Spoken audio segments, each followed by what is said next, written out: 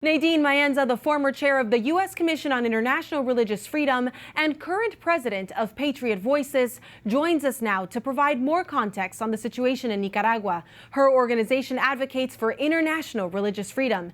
Nadine, it's great to have you back. You've seen the peaceful support of democracy by religious leaders before.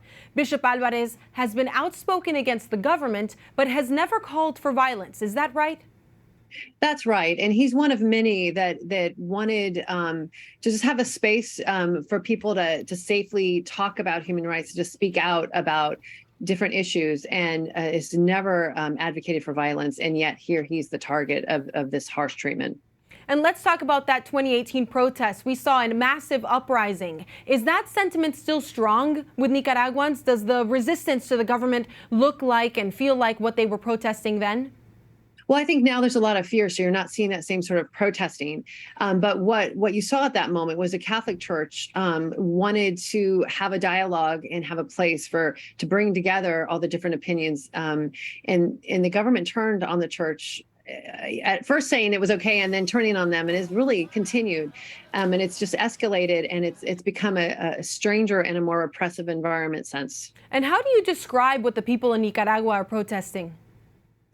Right. So really what you're seeing is all space for any speech that isn't approved by the government eliminated. And so really the last human rights advocates are these priests and the Christian community as a whole. And I'd really like to add that, most of the evangelical community is standing with the Catholic Church as they're taking so much of the brunt of this attack. And, the Nicaraguan president and his wife, who is the vice president and a very powerful force, they have taken religious language now to frame their own roles as, quote, saviors of Nicaragua, using words like anointed by God for sacred Nicaragua. And they're really trying to pit the Catholic Church as being against God and as terrorists, which is a dangerous term to use against these peaceful priests, because they have really strict laws against terrorism there. And so it's setting up for a really disturbing environment. And Nadine, President Ortega and his wife, they consider themselves Catholic.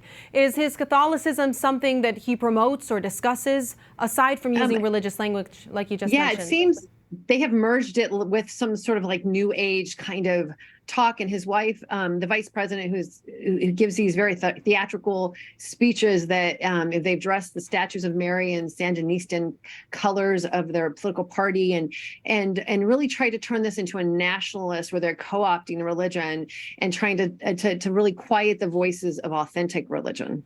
And the religion narrative is one that recently has come out at the forefront of this conflict in Nicaragua. And there have been greater calls for condemnation of the bishop's arrest from the U.S., international community. And many have questioned the lack of forceful response from the Vatican. Who has weighed in?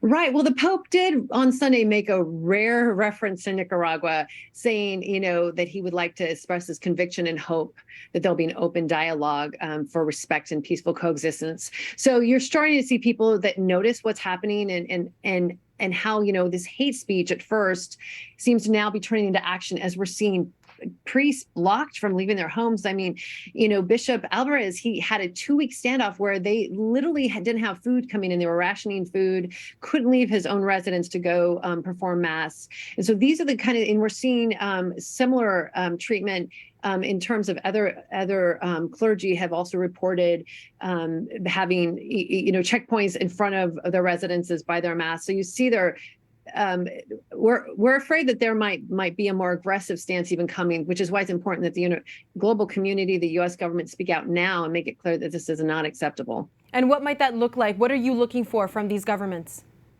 Well, first of all, privately, there's a lot they can do, and I think we don't always see that.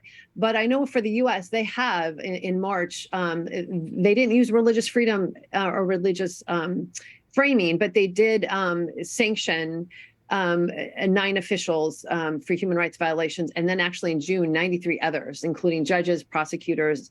And so these are ways that you could de-incentivize this type of behavior. And obviously when countries are working together to do it, it's far more effective.